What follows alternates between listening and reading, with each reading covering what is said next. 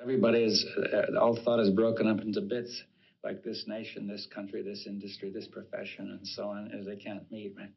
And it's extremely hard to break into that. Now, the second, but that comes about primarily because thought has developed traditionally in a way such that it claims not to be affecting anything, but just telling you the way things are.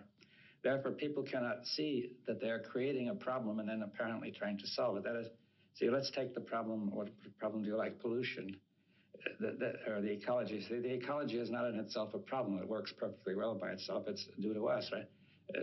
It's a problem because we are thinking in a certain way by breaking everything up, and each person's doing his own thing, right? Now, therefore, the ecological problem is due to thought, right? But thought thinks it is a problem out there, and I must solve it. Now, that doesn't make sense because simultaneously, thought is doing all the activities which make the problem, and then does another set of activities to try to overcome it. You see, it doesn't stop doing the things which are making the ecological problem, or the national problem, or whatever the problem is. I tried to measure a little shore over around 200 times, and I never reached to measure the reality of the coastline. In fact, I reached only the understanding that what I was actually measuring was defining myself more than actually what I was trying to define, that it was defining more the tools that I was using than the coastline that I was trying to encapsulate. So the first thing we have to do in the long run is to look at our whole way of thinking, which has developed over so many thousands of years. I don't think it was the original way of thinking of the human race at all, but for many complex reasons it came about. Now, that means that people have to make they have to participate, to make a cooperative effort, to have a dialogue, a real dialogue in which we will not merely exchange opinions, but actually listen deeply to the views of other people without resistance. And we cannot do this if we hold to our own opinion and resist the other. It doesn't mean we should accept the other, but we have to be able to look at all the opinions as suspended, as it were, in front of us without carrying them out, without suppressing them.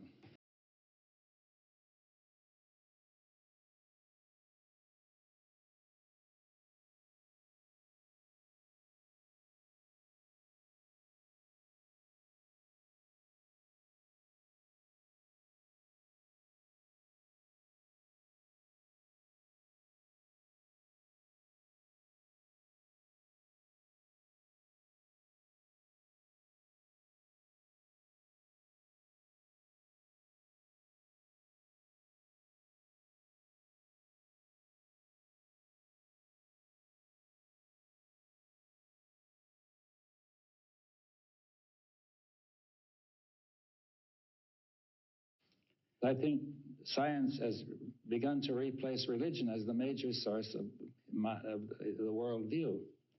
And therefore, if science takes a fragmentary worldview, it will have a profound effect on consciousness. Well, science is whatever people make of it. You see, science has changed over the ages, and it's different now from a few hundred years ago, and it could be different again. Now, there's no intrinsic reason why science must necessarily be measurement. This is another historical development which has come about over the past few centuries. It's entirely contingent and not absolutely necessary. If we can have a coherent approach to reality, then reality will respond coherently to us. But nature has been tremendously affected by our way of thinking on the earth. Nature is now being destroyed. There's very little left on the earth which wasn't affected by how we were thinking.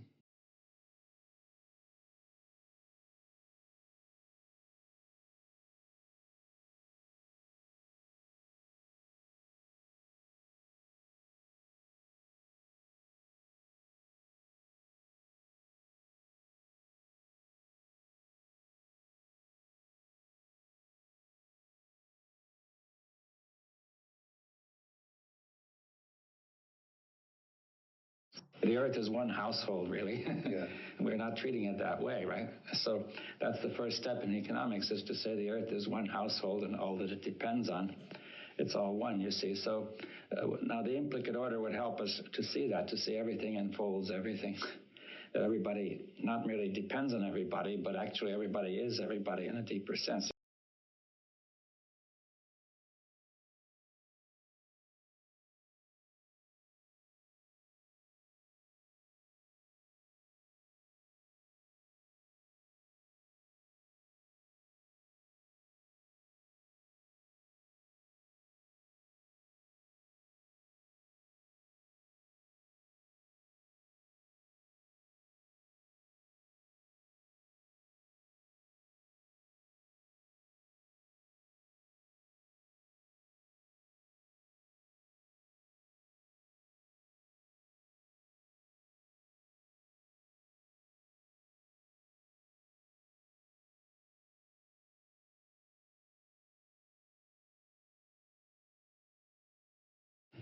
We are internally related to everything, yes, not externally related. Consciousness is an internal relationship to the whole.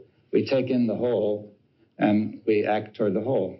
And that internal, whatever we have taken in, determines basically what we are. But the major source of unhappiness is that we are incoherent and therefore producing results that we don't really want, and then trying to overcome them while we keep on producing them. The question is, what is the real origin of consciousness? That's exactly the case. Where did it come from? Was there a time when there was no consciousness? Well, I don't think it originates in time. You see, I think it's a potential of the whole universe. Wholeness will arise between us all in participation rather than separately. The wholeness is an attitude or an approach, but it can be given a scientific realization, you see. Because of relativity and quantum theory, we can, if we wish, look on the world as a whole. See, I began more or less accepting the ideas of Niels Bohr. I wrote a book called Quantum Theory based on that, and I was feeling that the question really was, what is the nature of reality? You see,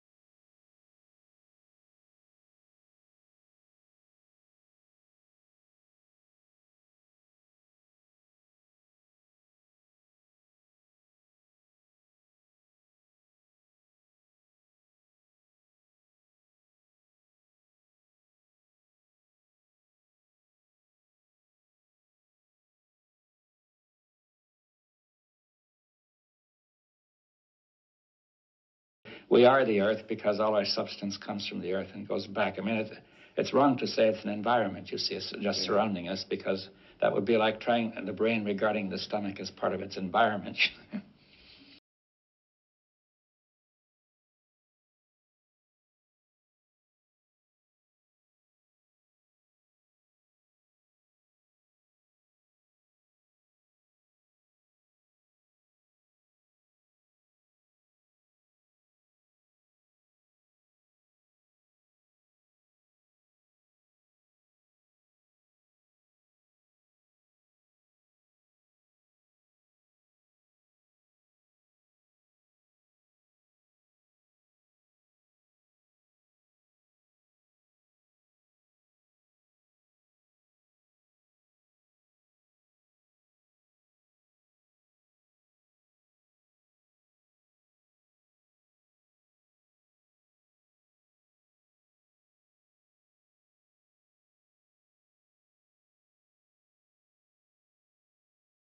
The greater power we have, the greater we need coherence. The question, to my mind, is the human being capable of dealing with this situation, which he himself has produced?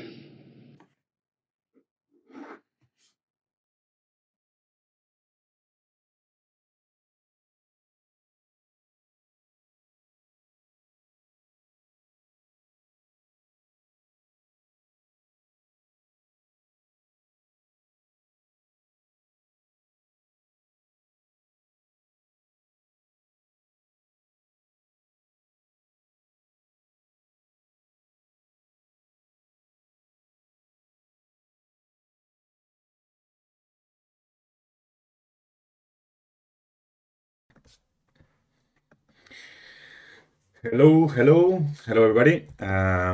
Welcome again. This is the fifth conversation in Caldo de Cultivo Creativo. And today we will be talking with Zeno Franchini. Zeno Franchini is, well, first, hello, Zeno. Hi. I think that Hello.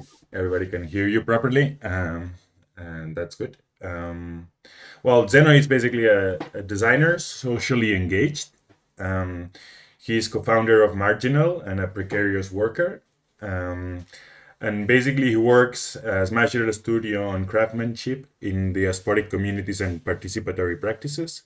The work of Marginal focuses on the production of processes, spatial interventions, and public space and in the peripheries. He's also part of LOT, which I'm just going to say in Italian, I hope to not fuck it a lot, which is Libero Osservatorio Territoriale Sud, which is a working on territorial storytelling and responsible tourism. And he works in restorative justice with juveniles. So basically, he's a worker in the fields of design and architecture and culture. Wow, that's specific, isn't it? Yeah. I tried to, but it's always too many stuff to talk about. To be a precarious worker, you do a lot of things. Yeah, but that's the thing, you do a lot of things, you work a lot, and then in the end of the month you're there and you look around and you're like, how is this possible? I'm working like 1,000 jobs, doing thousands of things, but that's working with culture. That's why I always like to stress a bit the precarious bit, because sometimes it's also difficult. People think you're rich or something, and then you're like, you have no idea how little people are paid to do what we do. Indeed, is. So yeah, I think that I agree with you. Like culture is like a misunderstood practice, probably, and that's a bit sad, to be honest. But that's how it works. So can you tell me a bit, because generally I start with the same a bit of information, which is basically we know each other for a long time, even if we didn't share the last years actually, but we recently get together to participate in something, and hopefully it will continue. But could you tell me something that it goes towards our history? Did it your image of design and creativity changed since we met? Yeah. So, I mean, it's always changing in a way. Since like I started studying design, I had an idea, and then I realized it was maybe not exactly what what I expected to be, and then it changed over and over and over. And at a certain point, I think I just decided to move where I work and live right now, which is Palermo in Sicily, in the south of Italy, to also to kind of define what is design for me in a place where there's not necessarily a definition already pre-existing. So for me, design is a lot about like working for a community that, or many communities that, in my case, coincide with the people I live with, I see every day, with the people in my neighborhood, and so on. But of course, it doesn't need to be. I think you can design for other communities as well. That that even that you're not necessarily part of. But for me, design is a lot kind of being at service of people, and hopefully most of the people, not just a minority of wealthy ones.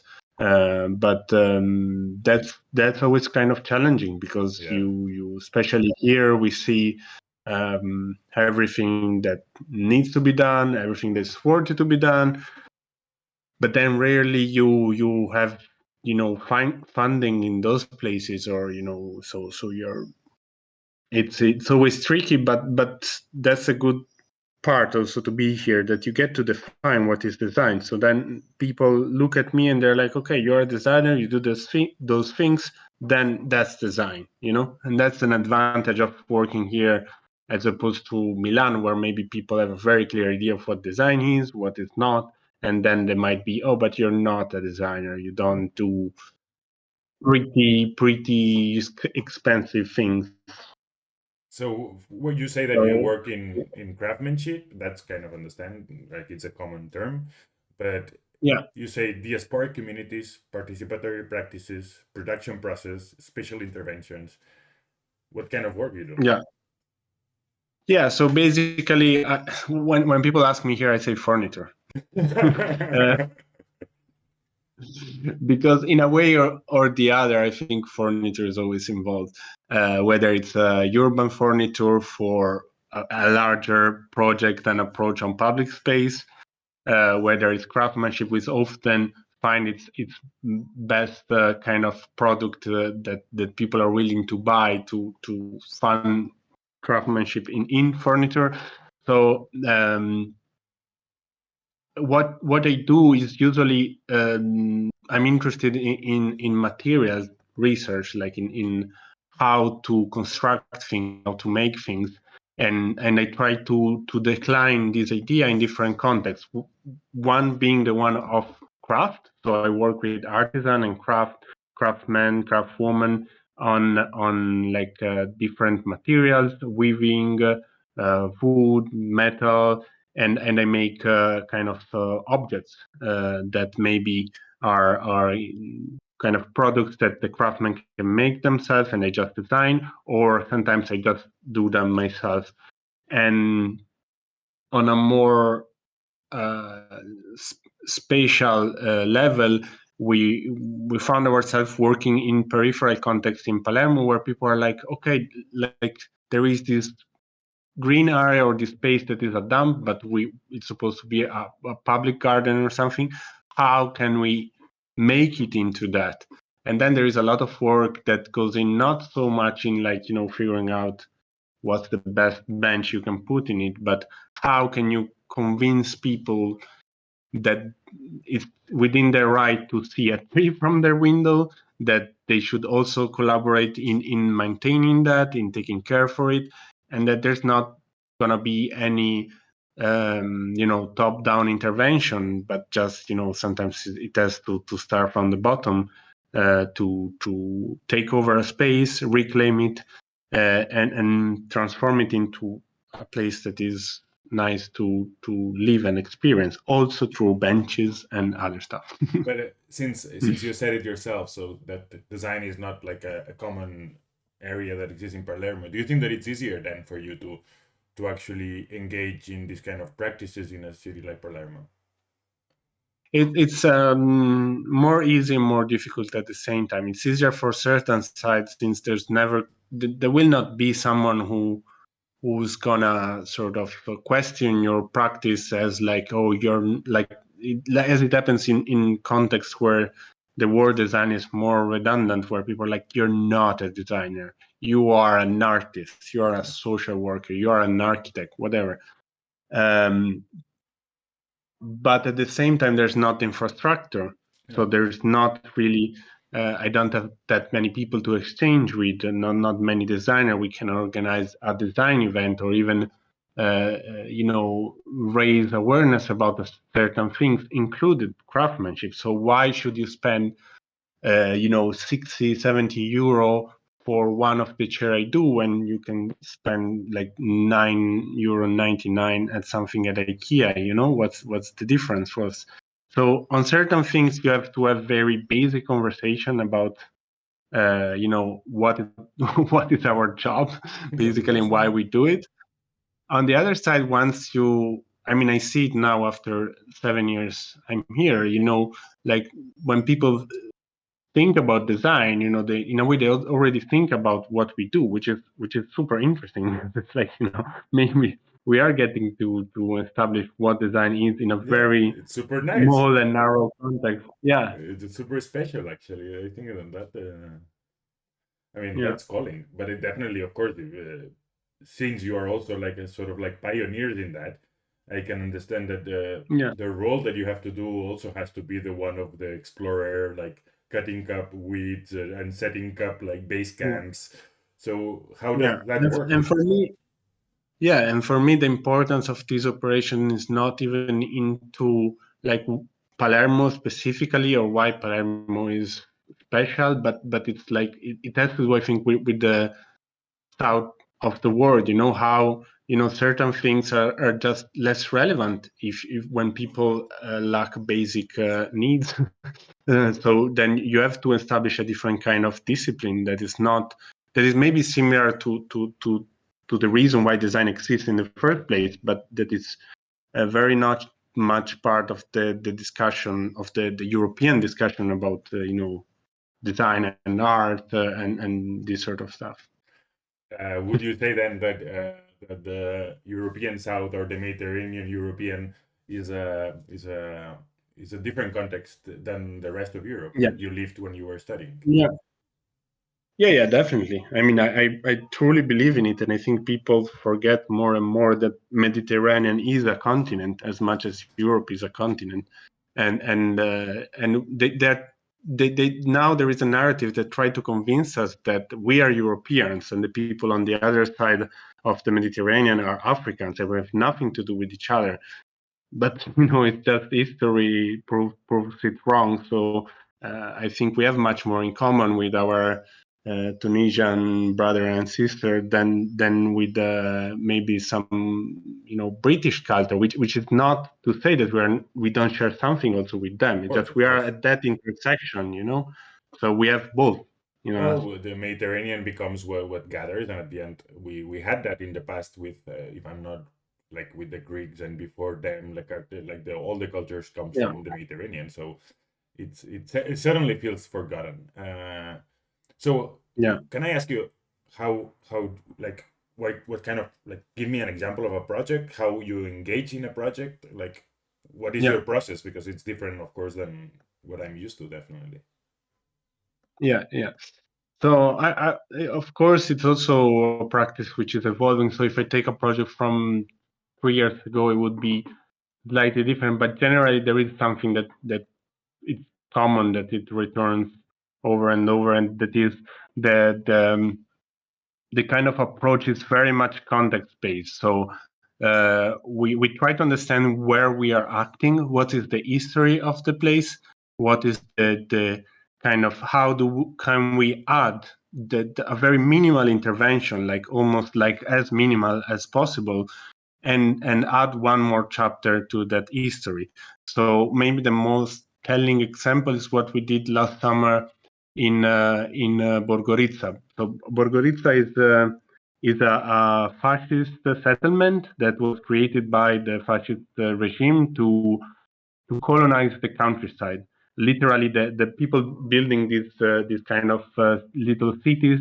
It was the ente di colonizzazione del latifondo siciliano, so the entity of colonization of the Sicilian countryside. So it was really like we're going to colonize. Not yet. We have it on Instagram, though. If you go on Instagram, in the Marginal one or in your personal one? Yeah. Marginal one. I see. Yeah. Okay. So you can see actually also picture in different moments, because we went to 1 year we co-organized like this summer school, and then it's the post with the tomatoes, and then we basically, there is this place which is it's so loaded with history, and this heritage, and some people say, oh, we should just demolish these places. Well, this municipality decided to use European money to refurbish completely this place. And so we were like, okay, then we need to do something there. This shouldn't be a waste of money. And honestly, we don't care so much that it has this fascist history, as long as we can tell the history and remind to people what it's really about. So we're not going to dismiss it. We just try to find a way to tell the history in a fair way, to tell also the history of resistance, the history of farmers fighting against that. And so we decided, since we researched these places, and we found out nobody ever lived there. They were built, but nobody ever lived there. And we were like, okay, how comes? And then you start to look at the master plan, the way they are conceived, and they're like, oh, like they're just boxes. They were never meant to be inhabited in a way, because they were part of this propaganda that were like, we're going to redistribute land to farmers and so on. but it was never meant to happen. They just wanted to pretend they were doing. So these are boxes that were never meant to be inhabited. So we were like, because we're stubborn, we were like, okay, then the most revolutionary thing we can do is to try to inhabit those places. Because actually, if you, on the contrary of the reason why they were conceived, today it's interesting to re-inhabit the rural landscape, because it's abandoned, especially there in Sicily. It's torn by fires, which are not natural fires, and it's also like there's not one tree standing. It's very sad. So we were like, okay, maybe we can use this place to inhabit it and to cultivate the sites. And we're like, okay, what do you need as a first thing to inhabit a place? Because you imagine there is almost no plumbing, no electricity, no gas or anything. So we thought, okay, we need a kitchen. We need a kitchen. If we're gonna spend the night there, we can sleep on the floor. Actually, there are beds, but then you wake up, you have to make yourself a coffee or something. And so we created this mobile kitchen that it was just designed on like sort of carts, 3 carts on wheels that we needed to be able to cook inside and outside, and we used the for the top of the kitchen we used lava stone, because we found out that all these buildings were made of lava stone actually, which is a vernacular technique there. So you also see how the fascists wanted to be modern. Nice. And so there is this art, everything looked like concrete and steel, but there is no concrete and steel. It's all built with lava stone. So it's the true essence of this area, because it's nearby the Etna, Of course. And then to sort of activate these, because of course you design a kitchen, you make it, and then we were like, okay, but then people need to use it. So how do we convince people to go to this place and use the kitchen? And so we organized with the people from the village this kind of salsa making, which in Italy is a very intimate, familiar thing to do, and when there are a lot of tomatoes at the end of the season, yes. Which is the period where we were there, to make salsa out of the tomatoes. And we did that for very specific reasons. First, because we saw the far right Italian parties that they were giving away sort of amatriciana sauce and tomato sauce as an identitarian thing. And we were like, okay, so there is a connection, a very clear connection between food and politics then. And then we thought, but actually, this place is not so far from where like contemporary slavery happens, which is these greenhouses where most of the Italian tomatoes are cultivated. So, we get to talk about, how like in a fascist place, we get to talk about contemporary slavery and basically the heritage, the true heritage of fascism, which is the contemporary xenophobia, basically. And we invited people like that experience this kind of slavery on themselves, and to talk about it, and to talk with other people, and to also add this layer of meaning to the tomato, the tomato, and making the sauce with the tomato, and why it's so cheap. Nobody asked themselves, how come tomatoes are so cheap all the time, and what are the local land races which were lost, how, in Sicily, I mean, we can talk about it more later because there are a lot of other meanings, but basically we made the tomatoes, and then it really worked, because for us it was like, how can we put together people without talking? Like, how can we have a sort of experience which is shared, which doesn't imply speaking the same language? Because we had students from Sweden, from Switzerland, the local people, somebody just speak dialects, and then a group of young refugees and asylum seekers from the center wanted to participate in some of the activity of the summer school. And then we told them, okay, this is great, because this is, you don't need to, most of them didn't speak English, even, like, so they were Egyptian or Bangladeshis. So, still the Arabic we can maybe coordinate, but the Bangladeshi definitely it's a bit harder. and so they took part in it, and it was really amazing, and that's the moment where, it's also, you have nice feedback, because everything that was in our head, it was like, no, it's really important to make with your hand and to have this material and food connection, because that way people don't need to be sitting on a conference and talk about very clever, important stuff. They can just experience it.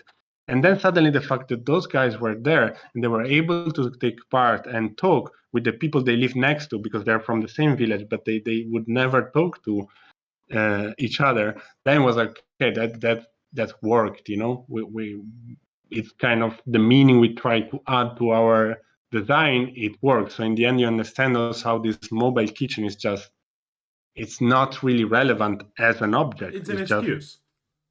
yeah. Yeah. It's just what it facilitates, what it allows to happen. Of course. But so you have this summer school, you get this project with local communities, you try to engage in the so-called design politics or political design, you try to make a small criticism, a participatory. What's the relationship that you have with the institution that allows that? Well, in this case, this project was financed by the school we invited for the summer school, so the Royal Academy of Art in Sweden and Critical Urbanism in Basel, and the local town, because we that was one of the conditions. We knew that if it was just coming from outside, they wouldn't take care of it. So we were like, you also have to put money in it. Otherwise, we know you're not gonna, care for whatever comes out.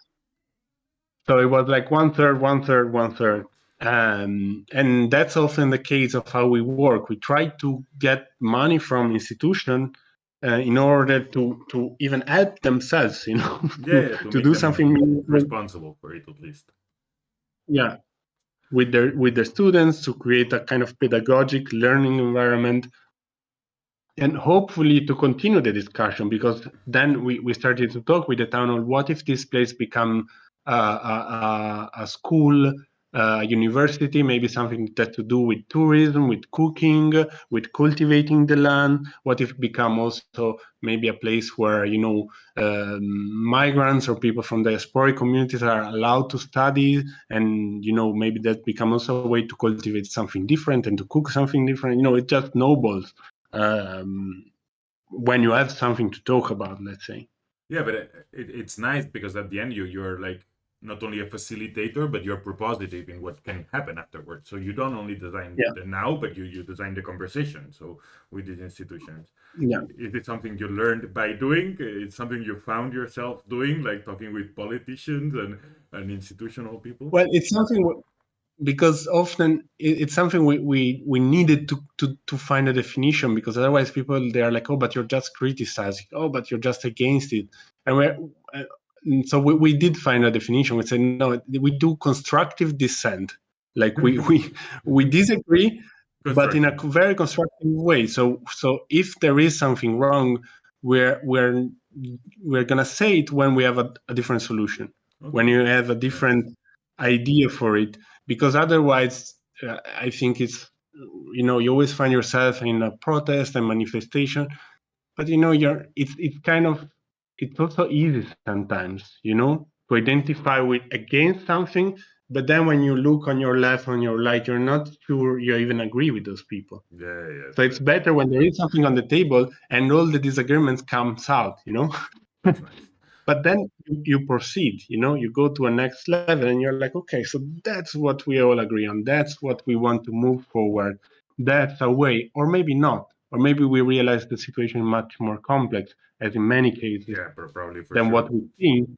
And the answer, and maybe we shouldn't even look for an answer, but just a next step, When you started your path, let's say, I remember, I will put it on screen so they can see it, which is the speculative territories video. Yeah. So I remember that you were already talking about this kind of topics in a way or another, let's say, since I know you. Is this something that comes from you, your personal experience, your life, your interest? is something that you Yeah. cultivated by your political opinion, and how do you think actually you entangle with these topics? Mm.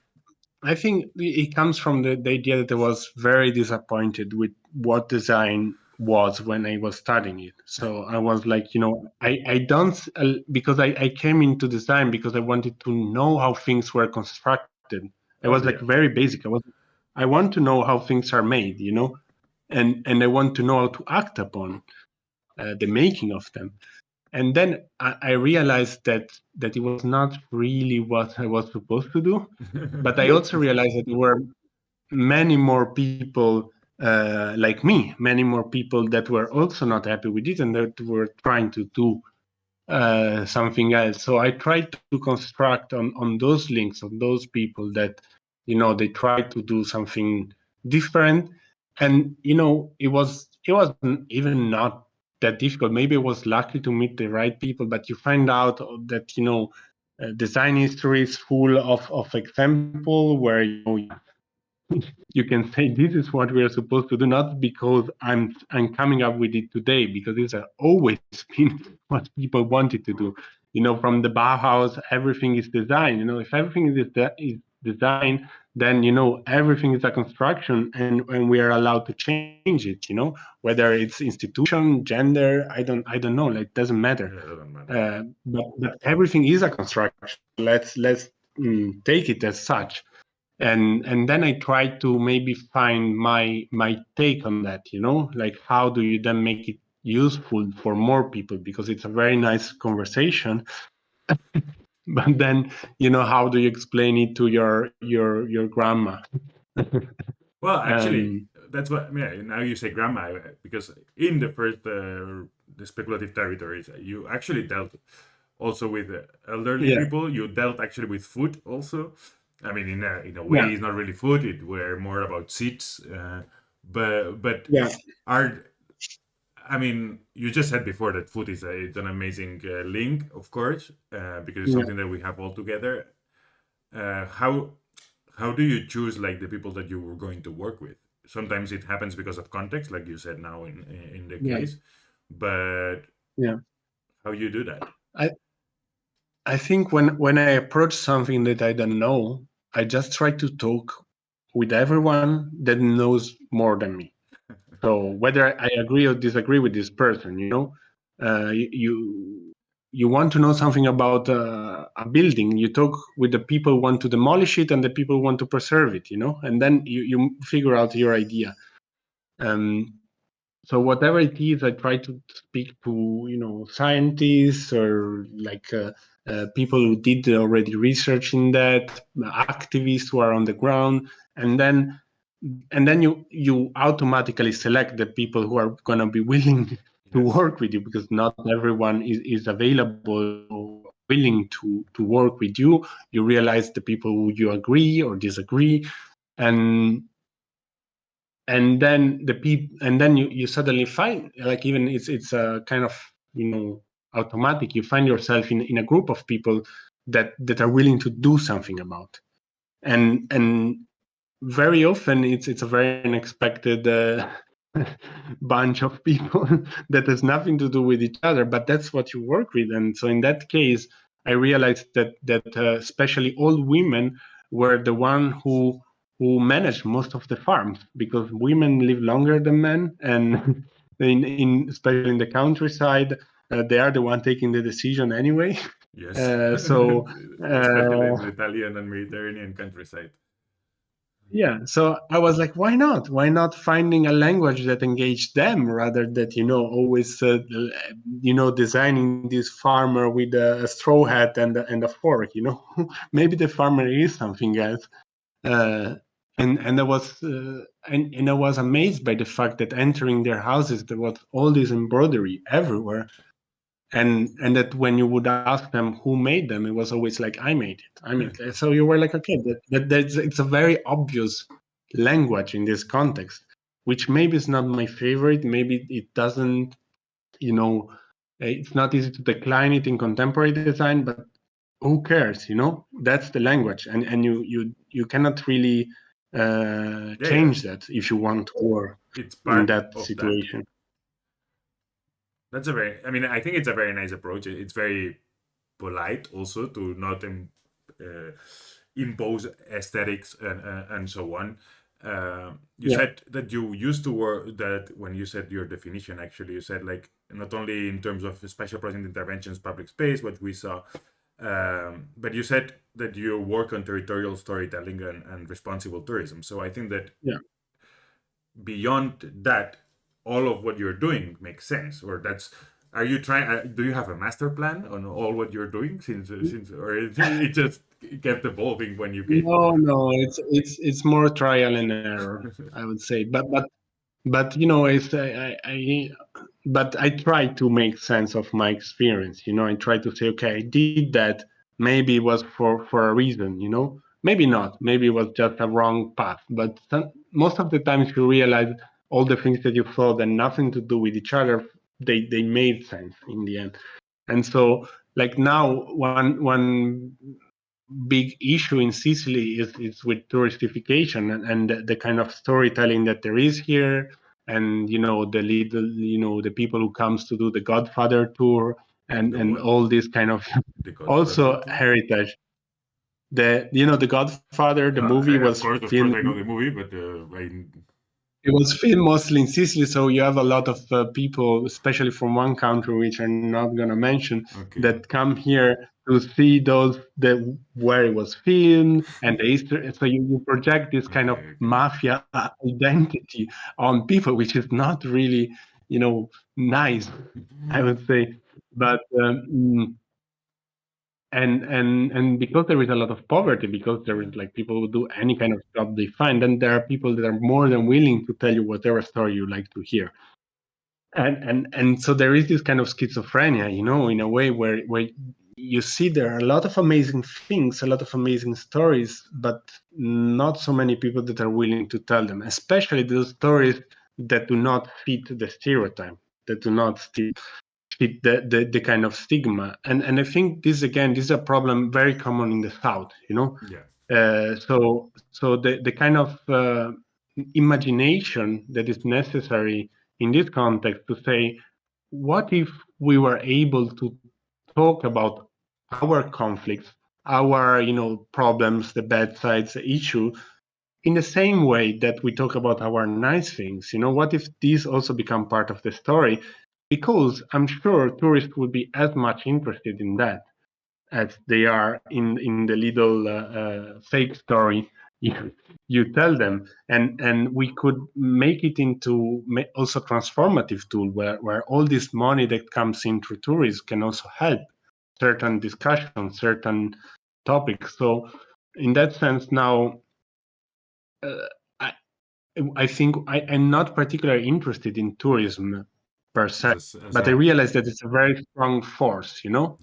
And in a country where like Sicily, where there is no industry, tourism is an industry. And I always joke about that because I'm like, I studied industrial design in my bachelor, you know. Whatever industry is an industry, you know. I don't care. It's tourism. It's an industry. It's a process.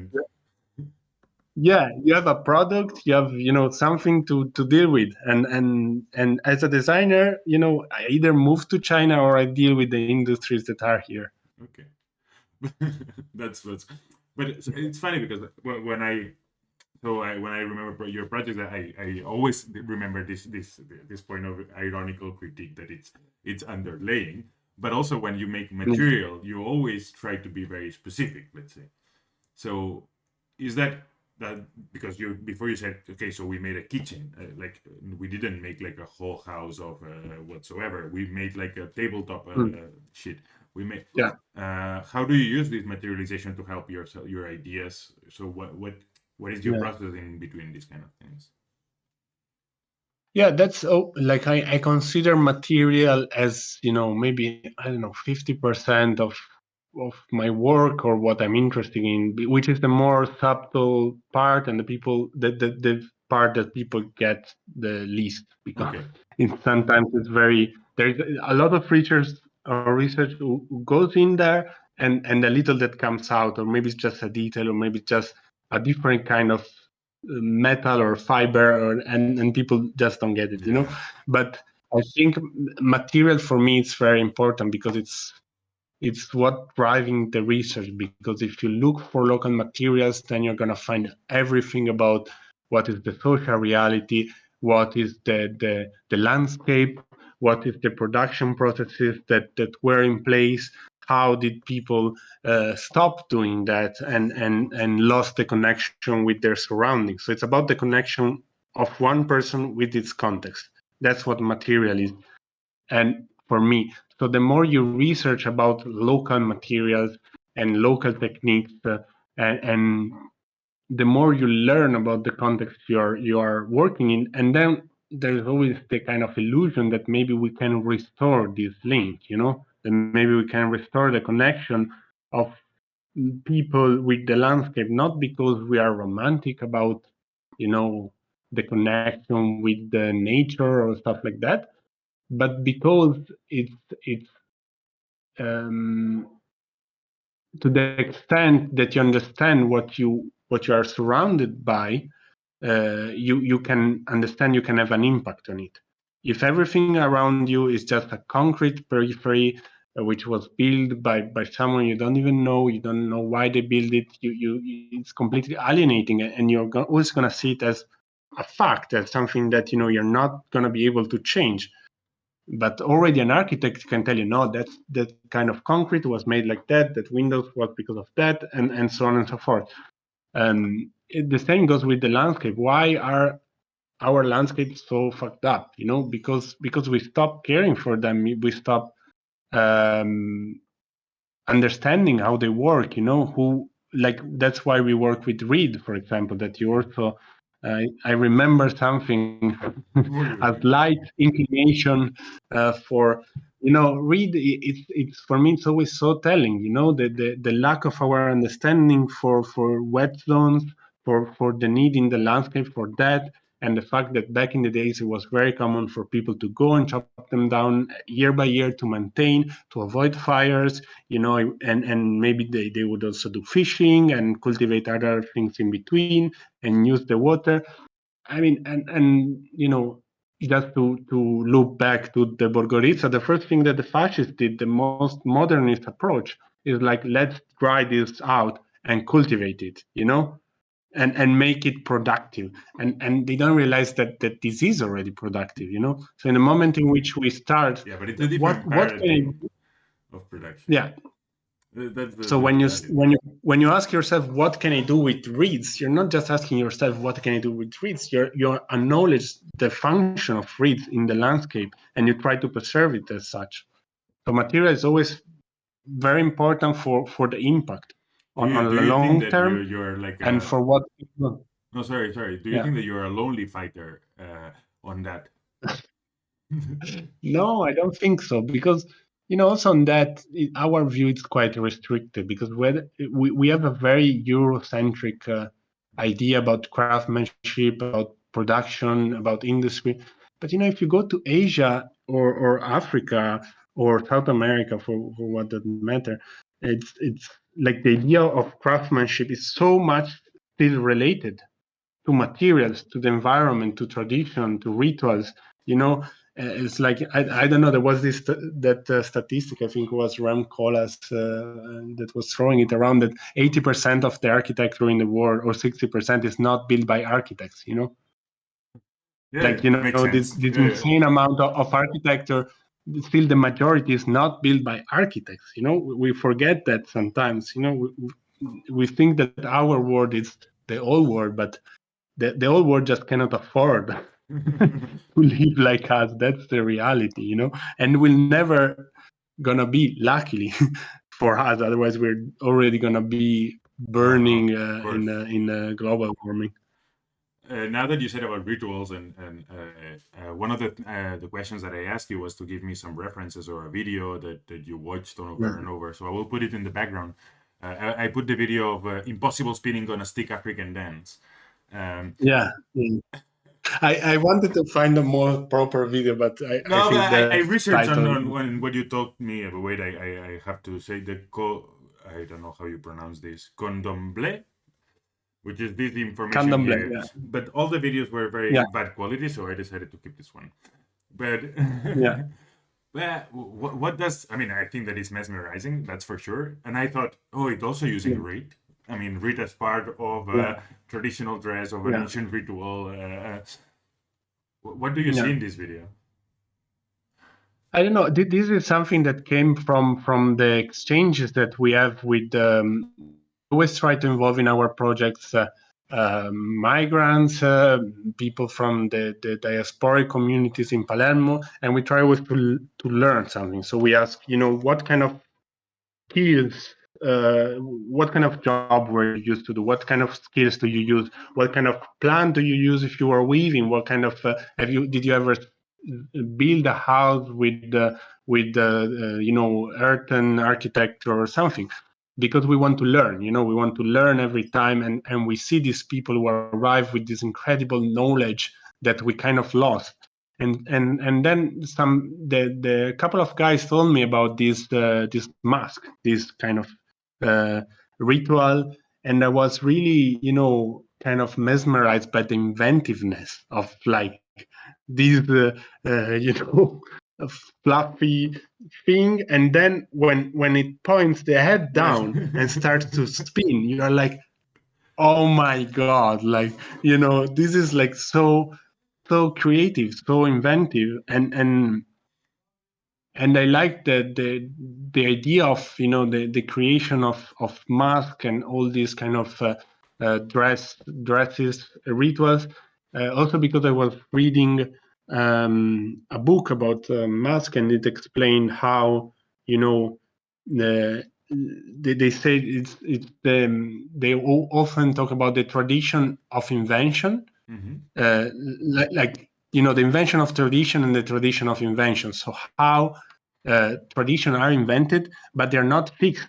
So tradition means inventing constantly itself.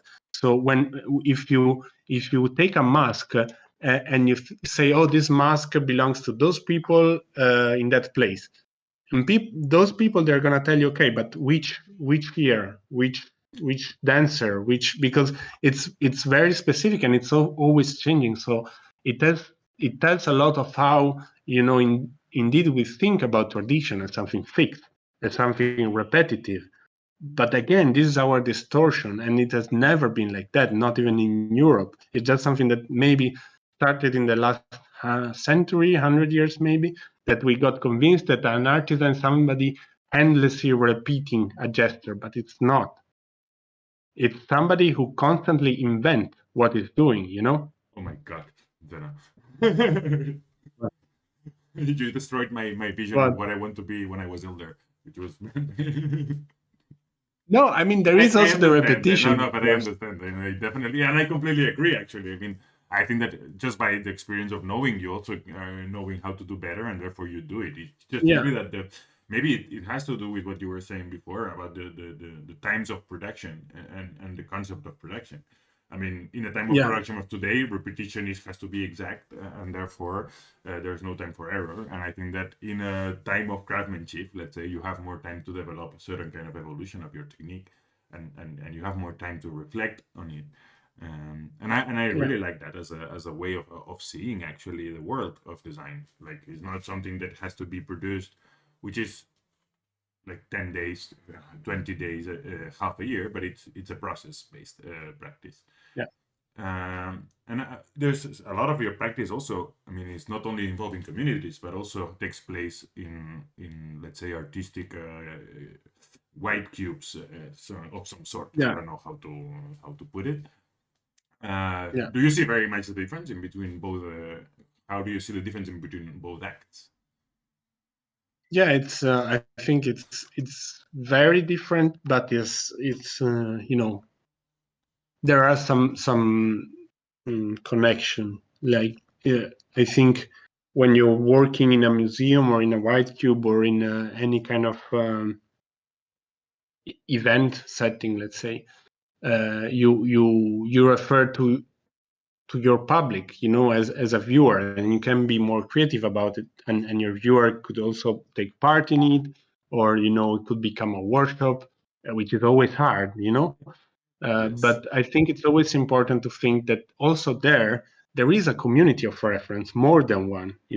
Either the people that are living nearby the museum, the people who are working in the museum, the kind of the people in the city that maybe are excluded from the museum, that will never go there, that don't have the possibility, either culturally or economical, to go to a museum. So I think also there we try to keep in mind this kind of specific aspect about how can you make something relevant that in a way goes out from that space, from the museum, and it tells a story, and that is the most possible stratified. So you can have somebody who just binge watch it for 5 seconds and get something, and somebody who spends half a day there and get something else, or somebody who's in the story, who's part of the story, that maybe for the first time gets represented in such a space like a museum. So I think that's, but I would say it's always less fun to work in a museum. But you, I mean, not only a museum, but I was looking at something that you did also in the past with some colleagues of ours, I think, which was the politics of queuing. Yeah. That kind of setting is also not like, let's say, the participatory setting of the justified, but I think it's fun. That was fun.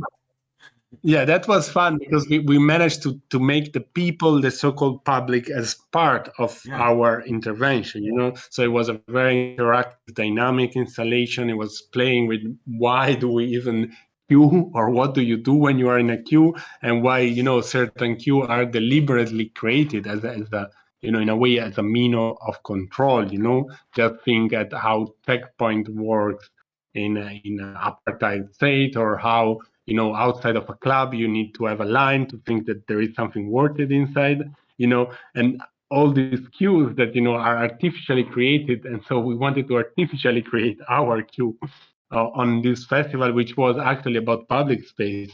So again, it was but it was a kind of queue with multiple choices. So the road was splitting, and according to your answer, you would end up in different places.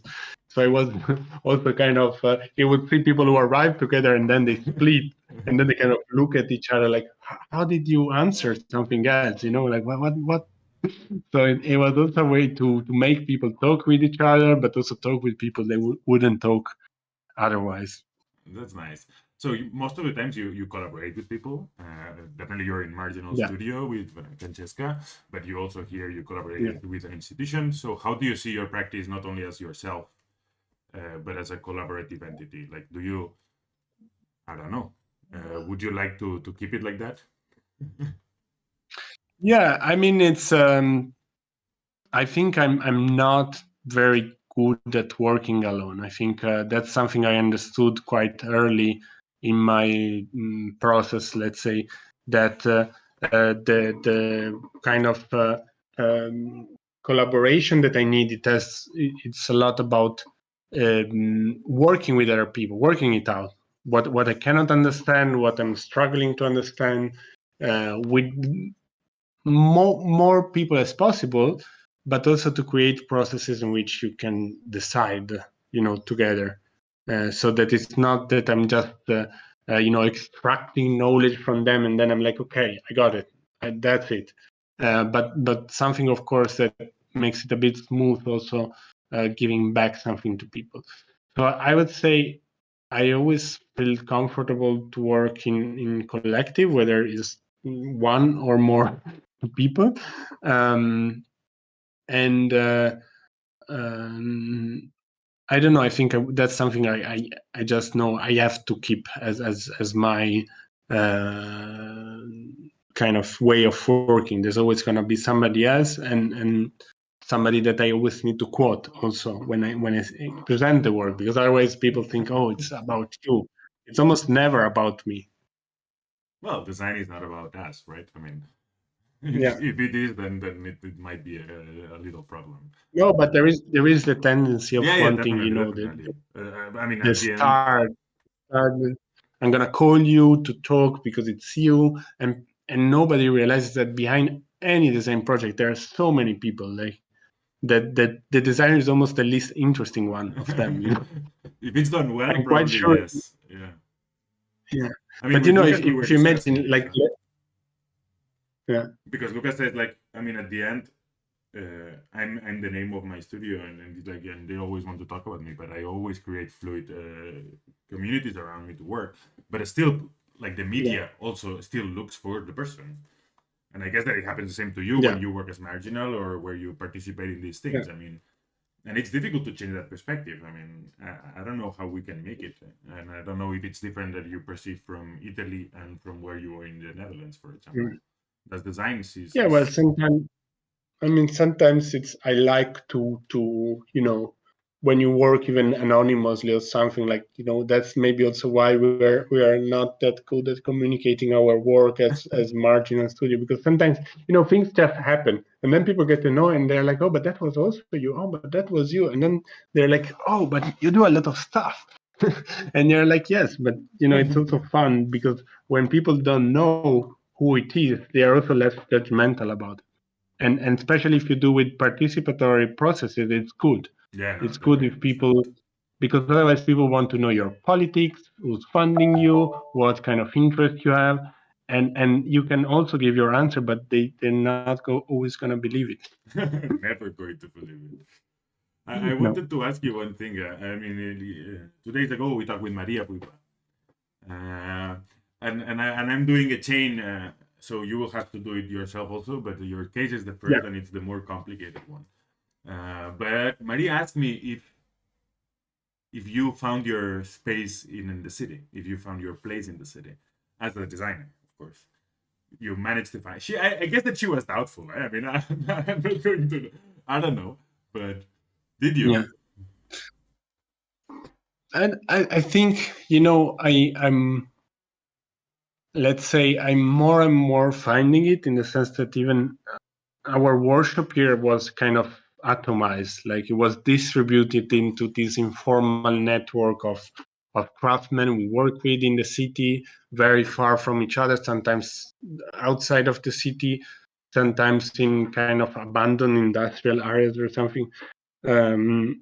But more and more I'm looking for that space. Now we have a physical workshop, which is really cool, and I'm really happy, but I don't know how long we're going to be able to stay there as well. So I don't feel I found it. Okay. And also I hope I'm not going to find it in the city. I hope I'm going to find it in the countryside. So but that's probably not up to me to decide, or maybe it is, I don't know. I think it is in between. Like you have some challenges and some things better and worse. I would definitely like to be in the countryside, but I choose for work and not to be more precarious. So I have to be in the city. I mean, that's the reality for me. So you talked about that food is important to you. You say to us that your favorite food is pizza with a lot of A's. To be honest, there's two things that you could have said: is pizza or pasta, being Italian. But then you said stracciatella, which is one of my favorite food, to be honest. Yeah, because I thought about the answer and I was like, I could go with something very original, but then I thought that would be a lie. Like my favorite food is pizza. Dot. Like it's like. But like there a is Roman nothing pizza, else. a Napolitan pizza, any pizza, like a American. No, I mean, literally, I think when I was living in the Netherlands, I was, sort of freaking out for the lack of pizza. I think I really had prices because you made the oven. What? You made the pizza oven. Yeah, I made a pizza oven. That was how bad I wanted it. But no, and then I love food, a lot of food, also not just Italian food. I'm not one of those persons who say Italian kitchen is the best in the world. But there is, in fact, like the stracciatella is something mind blowing that every time I eat a good one, I'm like, who's making this? Like, come on, like, why is this not worldwide? It's crazy. Everyone should taste it. Everyone should be able to taste it at least once in their life. It should be in the Human Rights Declaration or something. And so there are a couple of those foods. Like I also like Ethiopian food a lot. I'm also like the injera bread, the one below. It has a crazy texture. I think it's a very great design. Our friend here from Senegal and Gambia, they make mafe, which is something completely new to me, which is really also mind blowing if it's cooked properly. I don't know. I like food in general. I think That's good. That's good. No, There- because there's I think I haven't found a country that has no food that I like, I would say. I'm not going to say anything because I might, but I found Not some even the one you're thinking. Not even the one you're thinking. No, but I think that what it's nice is that's something that I talked in the past in the other conversations, is that the relationship with food changes a lot. So to be honest, when you started talking about the tomatoes and the food of tomatoes, I was like, this is perfect, because as a designer of the Mediterranean area, we are about food. Food is about design. You just said now it's a great design. And I think that you nailed it. I mean, to be honest, you nailed it. I mean, for me, it's a. But that's also No, but that's it's a also very something I close try thing. to. It's because for me, food is exactly that intersection, like between design, tradition, identity. All the stuff is in that, and also, there was recently in Italy a podcast that basically just collected all the stories about food to show how everything, not everything, but most of the things that define Italian tradition are invented. Okay, and they are invented recently. So whether it's pasta as we mean it today or pizza, they were invented. They were literally, there was somebody who sat down and they told, how, we want a stronger army.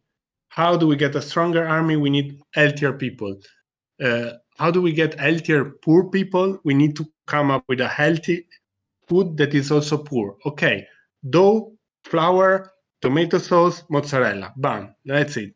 So it is also designed and it is invented. So I think that, I hope that's also an antidote against all the kind of identitarian politics that we see nowadays, to see that what you think is so crucial of your identity, it is to be negotiated as well. Also, like, I try to do, but I don't always succeed. Because like in the Borgo Rizza, well, I invited this collective of people from a migratory background that created this sort of catering food enterprise. And they sat down with them, and I was like, okay, how can we sort of create how can we eat something that is the least Italian possible? How can we, shock people with cooking something that Italian people are gonna, because Italian people are very picky about food, and very touchy, very touchy. And then they show me this food they made, which is, trust me, is good. But it's like they take the pasta, they break it down, and they cook it with rice. And I was like, no way, this is good. It is actually good, No, and taste-wise for like, sure, but it's not identity-wise, it's not culturally-wise, It's not, but I couldn't pitch it to the other people. Nobody was like, yeah, we're gonna. It was all about decolonizing and this and that. But no, don't touch the food. Like food needs to be. But you have a pasta actually that is very long, like I don't know how you call it, but it's a very long pasta dough that you can break, right? That's the only one that you can break. Yeah. There's all these rules. I don't like. Whatever, do what you want, break the pasta, cook it with the ketchup, whatever, if you like it, you like it. Let's not misinform people, then they go to Italy and then will be insulted in the restaurants. So I just to keep finishing, so this chain of things includes the next person. I don't know if you know him, maybe you came across to him, otherwise you can quickly look at what he does. He's called Jelle Mastenbroek. He used to study in the academy. I don't know if you know who is it. I don't. I kind of know. I remember him, but I think I spoke once with him. Maybe. Yeah, it doesn't matter. I mean, to be honest, this is made to as a way. What question would you send to him? What would you like to know about his work, or maybe what would you like to be interested in his style? As a designer, it can be as generic as you want, so don't worry. Yeah. Need to think this one well. I mean, there's something that, because I'm teaching design in some academies here in Sicily, in the two design academies, and I find it very interesting with the kind of dialogue that you can develop with young people. But I also find it quite tricky to be honest with them about what design work actually means compared to what they see on magazine. What is the fiction versus reality thing. And so my question for him would be, how do you explain or tell or give also trust, in a positive way to aspiring designers, telling the bad side and the good side of the life of a designer, but without demolishing them, without depressing them. How do you do that? How do you how do you explain honestly your life as a designer without romanticizing it, but also without faking it? I will ask him. He's in 2 weeks because next week is not possible, but I will definitely ask him. I just wanted to ask you one quick question and then just let you go, because it's you've been very gentle. One quick question, but there are two.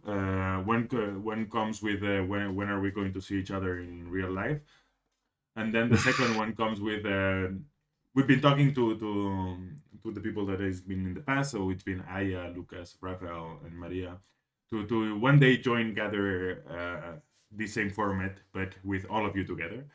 Yeah. Would you be willing to participate in that, or you just burnt out of collaborative participatory things? No. I mean, I'm super up for it, because I've been talking also with other friends from my bachelor university, and like with friends, if you want to gather or meet, I think you just have to do it. I think you just have to decide a pointless reason.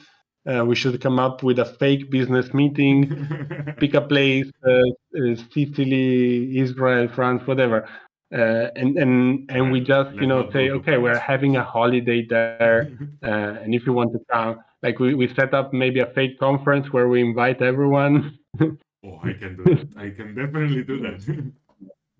and you just do it because I know also that, I mean, maybe I'm bad at it, but I never take holidays. So it's like you have to just pick a date and go and buy the flight, and then maybe we should look on Skyscanner what's the cheapest place to go. destination for everyone.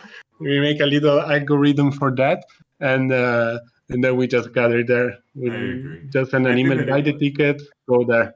I think that we can definitely can make something happen. I mean, at the end, now I don't know if you're going, but there's the Milano Design Week and all these things. I think that we stopped going in general, and the people of our generation.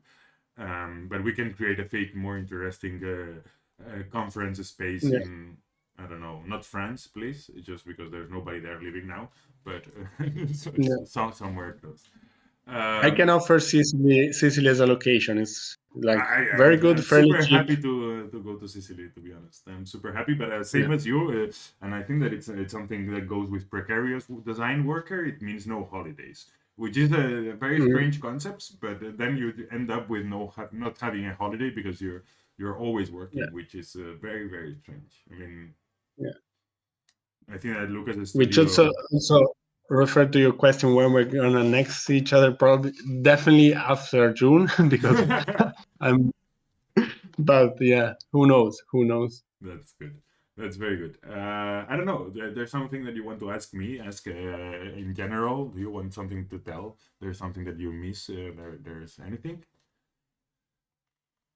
No, I mean, I just maybe if someone is more interested in our work, there is like something that I'm currently working on that is going to come out. That's also more storytelling of the intervention in Borgorica, the kind of more present project we are doing, and we are organizing at the end of the month this architecture festival in Sicily, which is going to be very very interesting because we just work on the last 100 years of architecture in Sicily, which is again this neglected historical period because it's not ancient enough. It's not we're not talking about Greek or Romans, so it's nobody really studied the architecture of the last century in Sicily. It was barely published on magazines, and we're gonna do a nice festival. If anyone is looking for a quick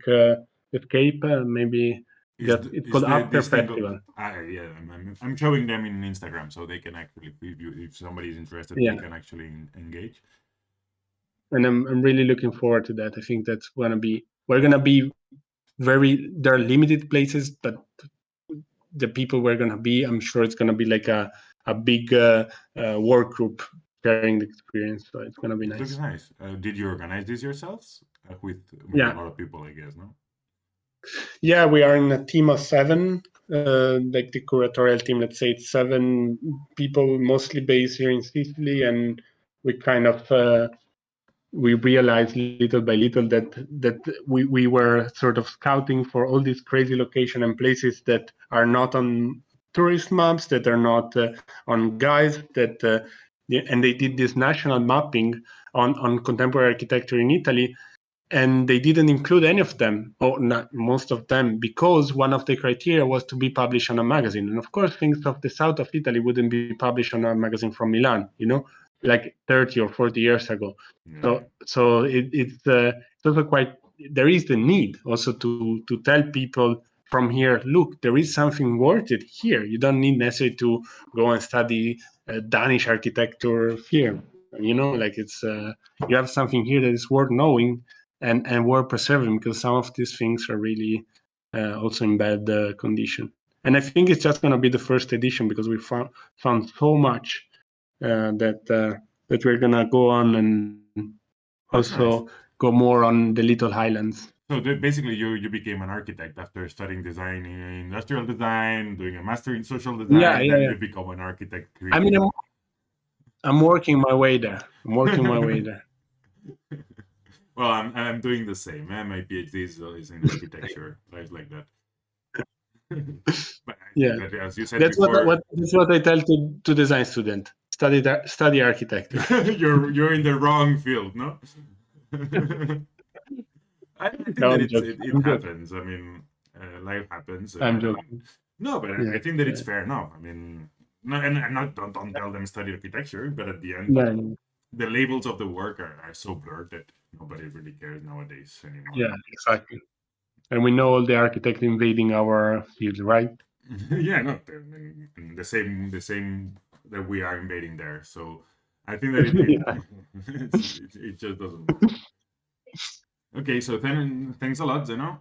I don't know. Hopefully we will meet after June. I will follow what happens in the After Festival. Yeah, it looks very nice actually, and hopefully with what we can actually also work together and manage to bring you to the peninsula one day. Yeah,